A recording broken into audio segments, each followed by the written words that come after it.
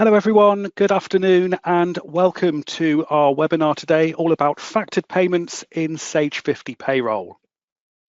My name's Duncan, I'll be hosting and presenting the webinar today, and I am joined by my colleague Sarah, who's there in the background ready and waiting to answer your questions. Today's webinar is a quick learn session, a new format that we're trialing this week, so this webinar should take no longer than 30 minutes. Let's now take a look at what we'll cover in this webinar. So we'll start with an introduction, explaining exactly what factored payments are and how they can be used. I'm then going to demonstrate how you can set up factored payments by looking at the pay element settings and showing you how to link them to a base payment or to salary details. We'll then take a look at processing factored payments and the impact of changes on the base payment. And then we'll share a couple of top tips and troubleshooting tips before we go into where you can find further support on all things payroll. And we should have a few minutes at the end as well, just to make sure we have answered any of your questions. So let's start by explaining what factored payments are. So these are payments that have rates that are calculated from another existing base payment. So they are linked to the base payment, meaning that any changes to the base payment will directly affect the factored payment. Now, the way that it works is that payroll will automatically apply either a multiplier, most commonly, or percentage to the standard rate that comes from the base payment. And it's most commonly used for payments such as overtime that could be paid at a premium, for example, at time and a half or at double time. Now, there are some great reasons and benefits for using factored payments. So number one, it will simplify your overtime payment structure as everything will feed off of that base payment. It would reduce manual calculations, particularly when there are changes to pay rates. And that would be a time saver when rates are updated. For example, if you pay minimum wage employees, once the minimum wage goes up, you just need to update the base payment, and any factored payment linked to it will update automatically. So you can see there just a screenshot of the pay element settings that we'll go into in more detail in the demo. Now, quick word on the base payments. A base payment can either be a standard pay element. So for example, I've got a payment set up here for basic hourly pay. It's paid at an hourly rate, tends to be national minimum wage for these types of employee, and that's just set up as a variable payment. But that means we can link to that to create our factored payments. So this is an example of an overtime payment at time and a half. So you can see the status has been set to factor. The base payment is basic hourly. And then where you would usually enter a default rate, instead of that, you're entering a multiplier. So in this case, 1.5 times the base payment rate. Now, the other setting that becomes relevant with factored payments is the premium element setting. So if you are paying overtime and there's a premium element involved, that premium element should be disregarded for national minimum wage purposes. So if you use our national minimum wage check feature to check your hourly paid staff's rates of pay, it means that you can set up overtime payments that have a premium correctly so that they're dealt with in the correct way for that calculation. And assuming an employee has that base payment, so in this case they have the basic hourly pay element, you will then be able to assign any of the factored payments that are linked to it. So in that screenshot there, we've got a time and a half and a double time overtime payment, and you can see it's all been calculated from the base payment rate. So 1.5 times 12.21 is your £18.315, and double time at that rate would be 24.42. So you could link a factored payment to any existing pay element, but the other thing it can be linked to are salary details. So if you pay your employees a fixed salary, you can record their salary details in their employee record. So this is separate to the pay element section. Now you can either record a yearly salary, monthly, fortnightly, or weekly. And in addition to the salary amount, you would also record the contracted hours for that particular employee. and often that will be their contracted hours per week. Now, if you've entered salary details, you can then create a factored payment where the employee's hourly rate will be calculated from their salary. So it will annualize the salary. It'll divide by 52 if the contracted hours are in weeks, and then it'll divide by the number of contracted hours to get you an hourly rate. And then the multiplier applies to that. So for example, 1.5 would be time and a half for things like overtime. So the same example here, but using salary details. Because they've got salary details entered, we can assign the factored payments, the overtime ones, and the way that it's got to the rate there is it's took that annual salary, it's divided by 35 times 52, so that's the number of contracted hours in a year. That gets you the hourly rate, and then time and a half and double time is just a multiple of that amount. So hopefully that explains the theory behind it, but I do want to show you where you would set this all up in your program. So let's go ahead and jump into a demo now. So for this demo, I've got some monthly paid employees who are on a fixed salary, and I also have weekly paid employees who are paid using hourly rates. First thing I want to show you are the pay element settings. So I'm going to start in the company tasks here in the bottom left corner, and I will then go into pay elements. Now, first of all, first payment in my list is my basic hourly pay, which I'm using for my weekly paid employees who are paid by the hour. So this is set as a variable payment, and the default rate is the current national living wage, which is £12.21 per hour. You've then got the usual settings for the pay element. So this one's pensionable, and I could include it in minimum wage calculations, which is something you can use for hourly paid employees. So that's been set up pretty standard way for a basic pay element. Looking at the next one though, this has a status of factor, which means it's linked to another payment. So if I edit this overtime hourly at time and a half, you can see I selected factor from the drop-down list. I chose my base payment. So in this case, it's the basic hourly pay that it's based on. I've entered my own description. Now, because I do have some hourly and some salaried staff, I've kind of made it clear in the description that this is overtime used by hourly paid employees at time and a half. And you can see here, I've entered a multiplier of 1.5 times the base payment rate. Just to show you, the other option is percent. I think usually it would be a multiplier. And in these settings at the bottom, I'm including the hours, the rate, and flagging that this includes a premium element. So that can now be used to calculate time and a half. I've also got one set up for double time, and I'm going to create a new one, which is going to be kind of a bank holiday rate. So I'm going to set it to factored.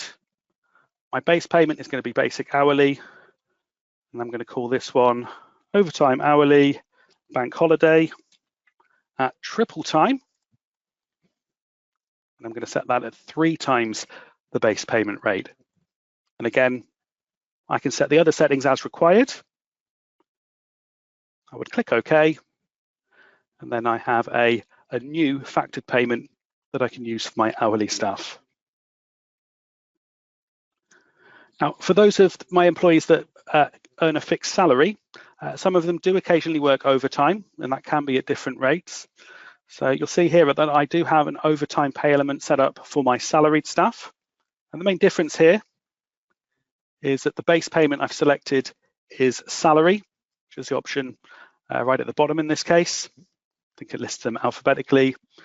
So I've described it so I know what it's linked to and what it is. And I've entered pretty much the same settings. And I'm going to create one more that I'm going to link to salary. And I'm going to just make this single time. So I want an easy way of establishing an employee's normal hourly rate, because that would give me kind of an indication of whether or not I'm paying my salaried staff above what their minimum wage should be. So I'm going to create a new one. I'm going to call it salary hourly rate, kind of at single time. going to be factored and linked to the salary details. And I'm just going to enter 1 times the base payment rate. So this is then going to calculate an hourly rate for anyone that has salary details entered. And you'll see how that comes together in the next demo.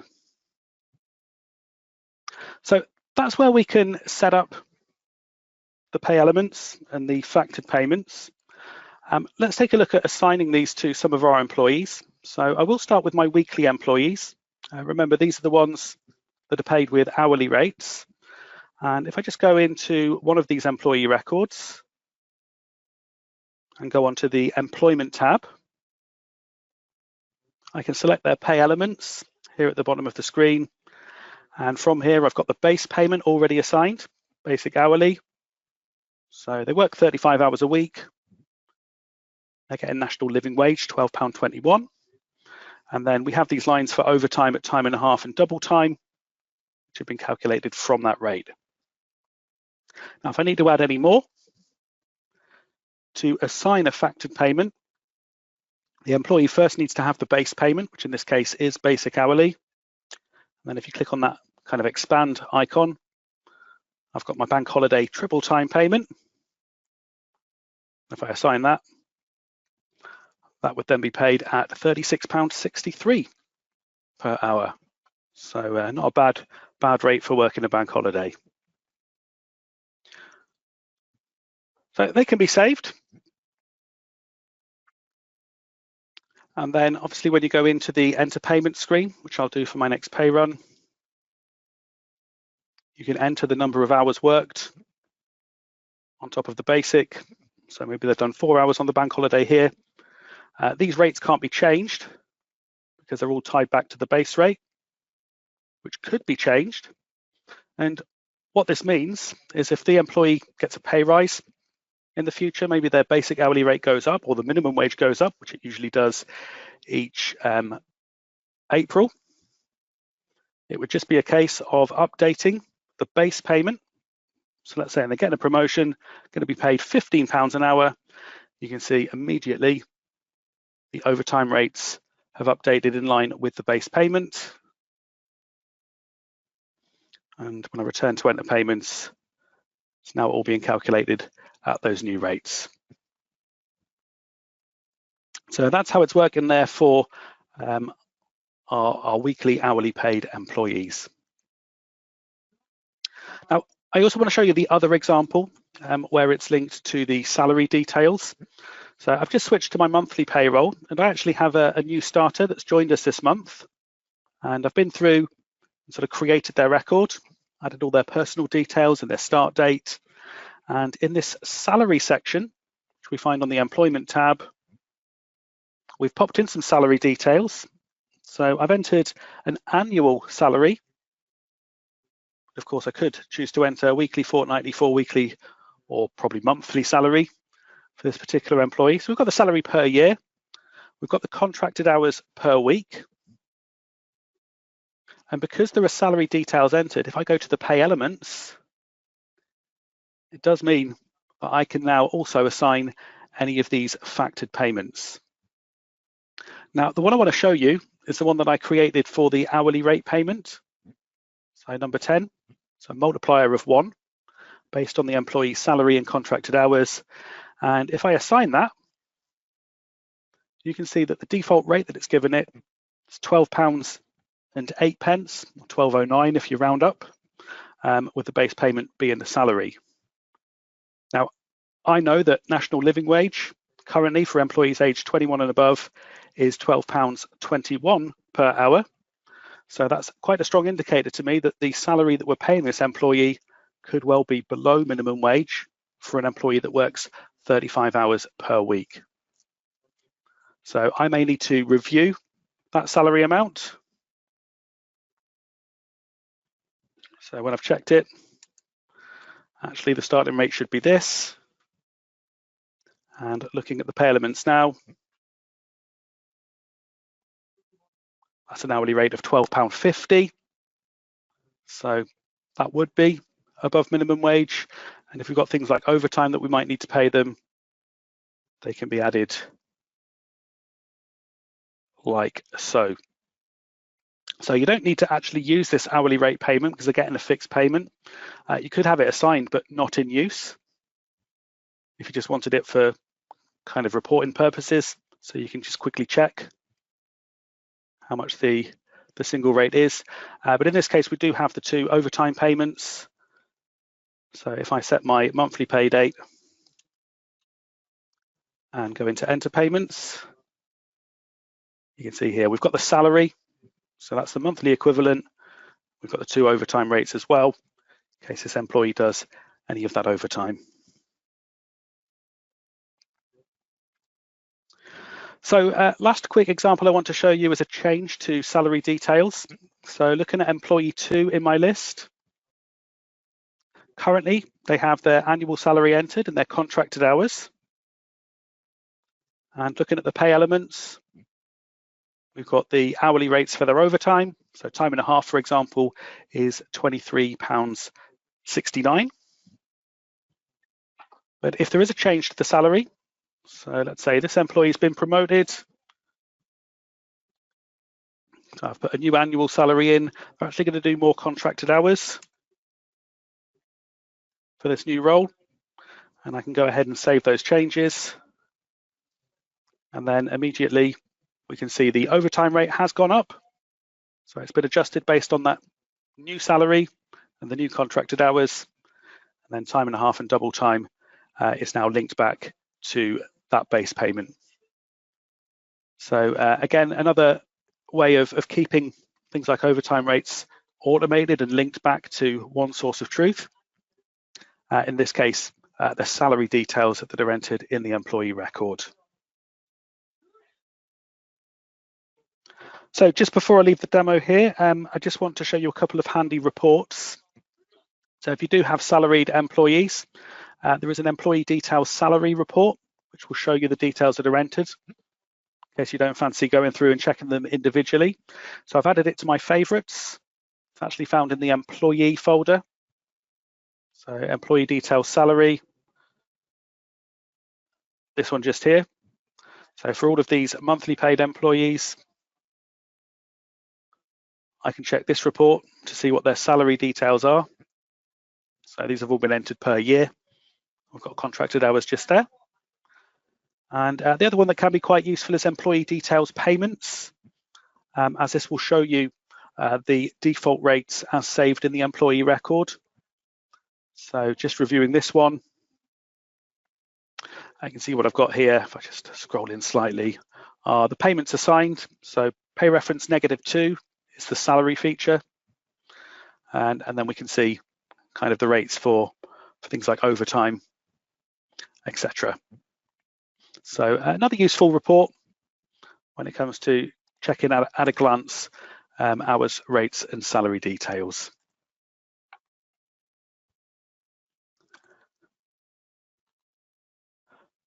So that's your demo on factored payments.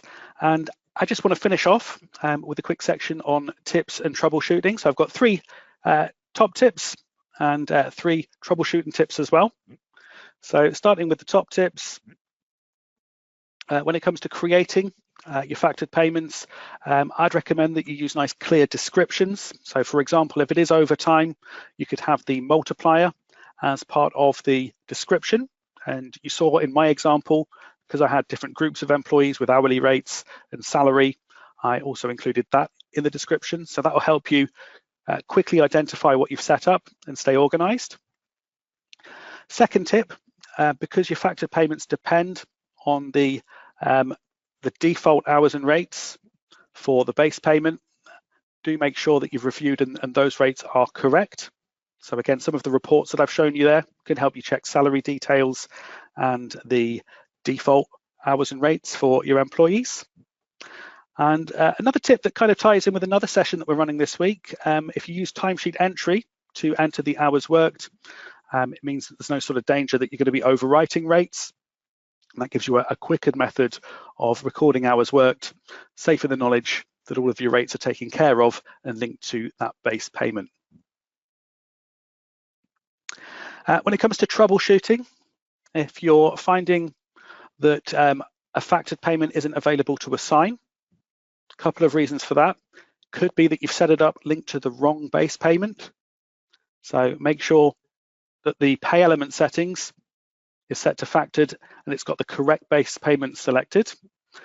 If it's still not available, you need to check that the employee has that base payment.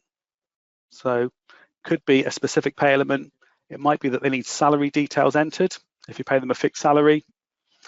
And if the rates don't quite look right for anything linked to salary, it's worth double checking that you have got the correct contracted hours entered for those employees. So check the salary details, review the report, go in and check the pay elements in the employee record, as that would then refresh the rates. So hopefully some of those tips might be of use to some of you, particularly if this is the first time you've come across factored payments. So that's actually brought us to the end of what we're going to cover in this Quick Learn webinar, but we have built in time to take any questions that you might have. So do get those submitted in the Q&A if you'd like to ask us anything on what I've been showing you. While we wait for questions, I'd just like to mention some of the other Quick Learn webinars that are taking place in August. So we did a couple at the start of the week. So Payroll Assistant and HMRC Mailbox are being repeated at the end of August if you missed the first sessions. And we also have timesheet entry and report selections happening tomorrow and again at the end of the month. So bite-sized 30-minute webinars for you, chance to ask your questions, focusing on some of these kind of hidden gems. Other places you can find help and support include our Help Center. So if you click any help icon in Sage 50 Payroll, that will take you directly to the Help Center content. You can also go into your browser and head to sage.co.uk/help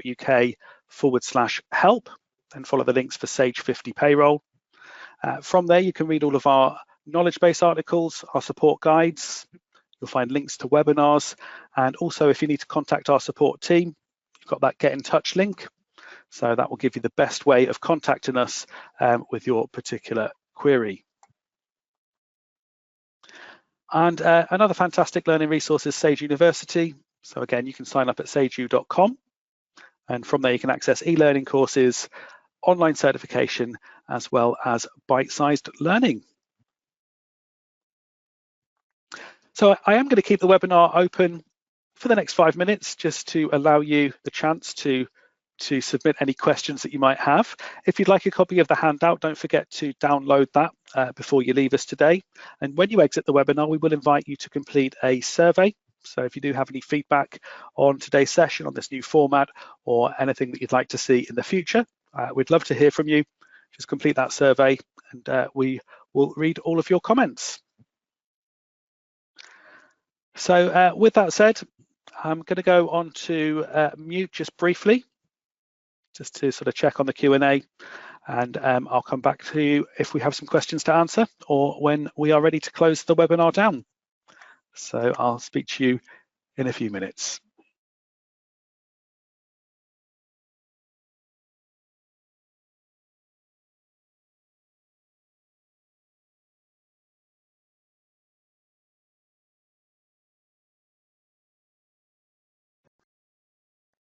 Hi again, everyone, and thanks so much for sticking with us until the end there. It's been a quiet session today, so we haven't had any questions come through.